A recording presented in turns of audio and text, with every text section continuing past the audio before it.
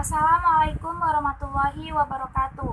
Kami dari kelompok 4 akan mempresentasikan hasil diskusi kami mengenai penelitian dan pengembangan pada mata kuliah Metodologi Penelitian Pendidikan.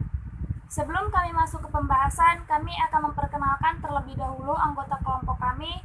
Yang pertama, saya Sanawal Hikmah selaku moderator, dan ada rekan saya yaitu Siti Zahani, Putri Rahilma Norasikin, dan Novita Sari. Baiklah, langsung saja kita masuk pada pembahasan yang pertama, yaitu pengertian, penelitian, dan pengembangan yang akan disampaikan oleh saya sendiri. Baiklah, pembahasan yang pertama yaitu mengenai pengertian, penelitian, dan pengembangan. Adapun pengertian dari penelitian dan pengembangan dari beberapa ahli, yang pertama menurut Sugiono tahun 2009. Metode penelitian dan pengembangan atau dalam bahasa Inggrisnya Research and Development adalah metode penelitian yang digunakan untuk menghasilkan produk tertentu dan menguji keefektifan produk tersebut. Lalu yang kedua ada pendapat dari Sujadi pada tahun 2003 menjelaskan bahwa penelitian dan pengembangan merupakan proses atau langkah untuk mengembangkan suatu produk baru untuk menyempurnakan produk yang sudah ada, yakni bisa dipertanggungjawabkan. Lalu yang ketiga ada menurut Suenarto pada tahun 2008, penelitian dan pengembangan merupakan penelitian yang memiliki tujuan menghasilkan dan mengembangkan prototip, desain, materi, pembelajaran, media, strategi, pembelajaran, alat evaluasi pendidikan, dan sebagainya. Lalu yang keempat, menurut Borg and Gall pada tahun 1985 dalam Sugiono tahun 2009 menyatakan bahwa penelitian dan pengembangan merupakan metode penelitian yang digunakan untuk mengembangkan atau memvalidasi produk-produk yang digunakan dalam pendidikan dan pembelajaran. Lalu menurut Sell and Riese pada tahun 1994 mendefinisikan penelitian mengembangkan sebagai suatu pengkajian sistematik terhadap pendesainan, pengembangan, dan evaluasi program, proses, dan produk pembelajaran yang harus memenuhi kriteria validitas, kepraktisan, dan efektivitas. Berdasarkan pendapat-pendapat di atas, maka dapat disimpulkan bahwa penelitian pengembangan adalah suatu proses yang digunakan untuk mengembangkan dan memvalidasi produk-produk yang digunakan dalam penelitian pendidikan. Produk yang dihasilkan antara lain bahan pelatihan untuk guru, materi belajar, media, soal, dan sistem pengelolaan dalam pembelajaran. Lalu yang kedua yaitu tujuan penelitian dan pengembangan. Tujuan penelitian pengembangan adalah menginformasikan proses pengambilan keputusan sepanjang pengembangan dari suatu produk menjadi berkembang dan kemampuan pengembangan untuk menciptakan berbagai hal dari jenis ini pada situasi ke depan. Lalu menurut Ecker pada tahun 1999, tujuan penelitian pengembangan khusus dalam bidang pendidikan dibedakan berdasarkan aspek pengembangan, yakni bagian kurikulum, teknologi dan media, pelajaran dan instruksi, dan pendidikan guru didaktis. Baiklah, penjelasan selanjutnya akan disampaikan oleh rekan saya yaitu Siti Zahani. Selanjutnya ada karakteristik penelitian dan pengembangan. Menurut Santiasa 2009, penelitian pengembangan dalam rangka peningkatan kualitas pembelajaran memiliki karakteristik sebagai berikut. Yang pertama, masalah yang ingin dipecahkan adalah masalah nyata. Yang kedua, pengembangan model, pendekatan dan metode pembelajaran serta media belajar yang menunjang. Ketiga, proses pengembangan produk, validasi yang dilakukan melalui uji ahli dan uji coba lapangan. Yang keempat, Proses pengembangan model, pendekatan, modul, metode, dan media pembelajaran perlu didokumentasikan. Kemudian menurut Wayan 2009 ada 4 karakteristik penelitian pengembangan, antara lain yang pertama ada studying, research, finding, yang kedua ada developing the product, yang ketiga ada field testing, dan yang keempat ada revising.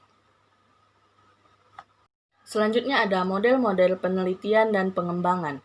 Ada beberapa model penelitian dan pengembangan dalam bidang pendidikan, yaitu yang pertama ada model Sugiono. Menurut Sugiono 2009, langkah-langkah penelitian dan pengembangan terdiri dari 10 langkah sebagai berikut.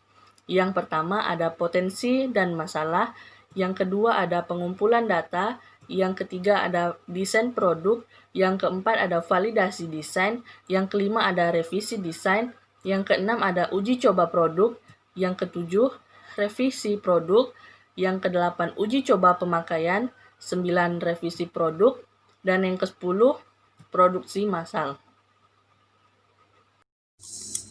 Model penelitian yang kedua yaitu model Broad and Gall. Menurut Broad and Gall, pada tahun 1989, penelitian R dan D dalam penelitian meliputi 10 langkah, yaitu 1. Research and Information Collection, yaitu penelitian dan pengumpulan data seperti meliputi analisis kebutuhan, yaitu studi pustaka, studi literer, dan penelitian skala kecil. Yang kedua ada planning. Planning itu perencanaan, yaitu menyusun rencana penelitian. Yang ketiga ada develop preliminary draft of product, yaitu pengembangan draft produk awal. Langkah ini meliputi penentuan desain produk yang akan dikembangkan, yaitu penentuan sarana dan prasarana penelitian yang dibutuhkan. Keempat ada preliminary flight testing, yaitu uji coba lapangan awal. Langkah ini merupakan uji produk secara terbatas, yaitu melakukan uji lapangan awal terhadap desain produknya sendiri. Yang kelima ada main product revision, yaitu revisi hasil uji coba. Langkah ini merupakan perbaikan model atau desain yang telah diuji tadi. Yang keenam ada main fielder testing, yaitu uji lapangan produk utama. Langkah ini merupakan uji produk secara lebih, meliputi efektivitas desain produk yang telah diuji tadi. Langkah ketujuh ada operasional product revision, yaitu revisi produk lagi. Langkah ini merupakan penyempurnaan produk atas hasil uji lapangan berdasarkan masukan dan hasil uji lapangan utama. Yang ke-8 ada operasional field testing, yaitu uji coba lapangan skala luas atau uji kelayakan. Langkah ini sebaiknya dilakukan dengan skala besar, meliputi uji efektivitas dan adaptabilitas desain produk yang diuji. Yang ke-9 ada final product revision, yaitu revisi produk final. Langkah ini merupakan penyempurnaan produk yang sedang dikembangkan. Penyempurnaan produk akhir dipandang perlu untuk lebih akurat produk yang dikembangkan. Yang ke-10 ada dissemination and implementasi atau diseminasi dan implementasi, yaitu melaporkan produk pada forum-forum profesional di dalam jurnal dan implementasi produk pada praktik pendidikan. Model penelitian yang ketiga ada model 5 tahap atau mantap. Model mantap adalah model yang dikembangkan oleh 3 orang, yaitu Sumarni, Istiningsih, dan Nugraheni. Model mantap adalah modifikasi dari tahapan hasil rancangan Broad dan Gall yang dikeluarkan kembali berdasarkan perbedaan jenis penelitian pada masing-masing tahap. Model mantap ini terdiri dari 5 tahap utama dalam penelitian dan pengembangan, yaitu tahap pertama yaitu penelitian pendahuluan, terdiri dari 2 kegiatan, yaitu melakukan analisis terhadap masalah dan melakukan analisis terhadap penyebab adanya masalah. Tahap kedua yaitu pengembangan model, terdiri dari 1 kegiatan besar, yaitu melakukan pengkajian teori-teori terbaru dan relevan untuk memecahkan masalah sesuai dengan penyebabnya.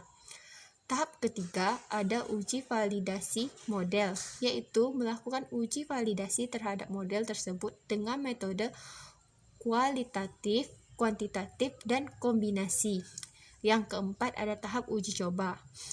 Terdiri dari 2 kegiatan, yaitu melakukan uji coba lapangan terbatas, kemudian dilakukan revisi kedua, dan melakukan uji coba lebih luas dilanjutkan revisi ketiga dan peroleh model final. Tahap yang kelima yaitu diseminasi, dilakukan dengan sosialisasi dan publikasi jurnal internasional maupun seminar dan menerbitkan buku. Selanjutnya, saya akan menjelaskan teknik penyusunan laporan penelitian. Ada beberapa teknik penyusunan laporan penelitian yang perlu diperhatikan, yaitu yang pertama, menetapkan tujuan laporan penelitian. Yang kedua, menentukan bahan laporan penelitian. Yang ketiga, menentukan cara pengumpulan data. Selanjutnya, saya akan menjelaskan kelebihan dan kekurangan metode penelitian pengembangan R&D. Kelebihan R&D yang pertama, validasi tinggi, karena pada produk tersebut dihasilkan melalui serangkaian uji coba di lapangan dan divalidasikan oleh ahli. Yang kedua, pendekatan R&D akan selalu mendorong proses inovasi produk atau model yang tiada henti dan memiliki nilai sustainability yang cukup baik sehingga diharapkan ditemukan produk-produk atau model yang selalu aktual sesuai dengan tuntutan kekinian. Yang ketiga, pendekatan R&D merupakan penghubung antara penelitian yang bersifat teoritis dengan penelitian yang bersifat praktis. Selanjutnya, kelebihan R&D yaitu metode penelitian yang ada dalam R&D cukup komprehensif, mulai dari metode deskriptif, evaluatif, dan eksperimen. Selanjutnya ada kelemahan R&D.